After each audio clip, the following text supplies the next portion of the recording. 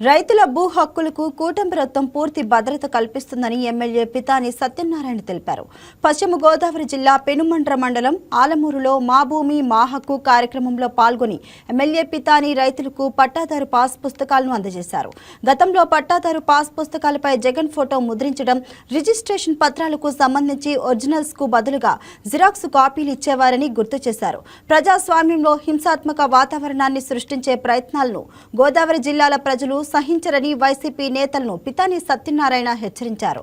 ప్రజాస్వామ్య పరిరక్షణ కోసం ప్రతి ఒక్కరూ కృషి చేయాలని పిలుపునిచ్చారు. తద్వారా ఏంటంటే ఈ భూమిని పరిరక్షించడానికి సంబంధించిన ప్రభుత్వ యాజమాన్యం మీ హక్కులు కాపాడడం కోసం మీ భూమి యొక్క హక్కుల్ని కాపాడడంలో ప్రభుత్వం సఫలీకృతమైంది. ఈనాడు కూటమి ప్రభుత్వం చంద్రబాబు నాయుడు నాయకత్వంలో చెప్పడానికి వచ్చారు.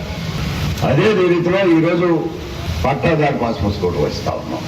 ఈ పట్టాదారు పాస్ పుస్తకం కావాలంటే గత ప్రభుత్వంలో సర్వేదారులో ఆయన బొమ్మ, జగన్మోహన్ రెడ్డి గారి బొమ్మ, కోడిగుడ్లో ఆయన బొమ్మ, ఆఖరికి పాస్బుక్లో ఆయన బొమ్మ, ఆఖరికి సిక్కీలు అంటారు చిన్నపిల్లలకి అంగన్వాడీలో పెడితే ఆయన బొమ్మ.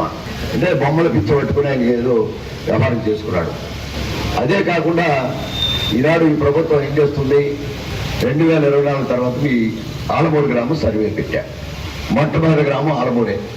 ఈ మండలంలో సర్వే చేసిన తర్వాత మీకు మిగిలిన పట్టాదారు పాస్ పుస్తకాలు 26, మీకుండే గ్రామంలో 641 ఉంటే 615,000 పట్టా పాస్ పుస్తకం.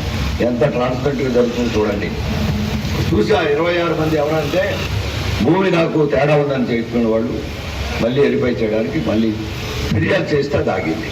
దీంట్లో మరణించిన వారు 1, 2, 3, 4 ప్రభుత్వ పారదర్శితో చేస్తున్న ఒక పని, ఈ భూమి యొక్క హక్కుని కాలరాసి ఒక ల్యాండ్ టైటిలింగ్ యాక్ట్ వస్తే దాన్ని కూడా ఎలక్షన్ ముందు మేము హామీ ఇచ్చాం, రద్దు చేసాం. కొత్త చట్టం ఇంకా తీసుకురాలేదు. ముందు ఈ భూమి యొక్క హద్దుల్ని సర్వేలు చేస్తూ భూ యజమానికి సంబంధించిన ఫిర్యాదులు ఉంటే అన్ని సరి చేస్తుంది పాస్బుక్లు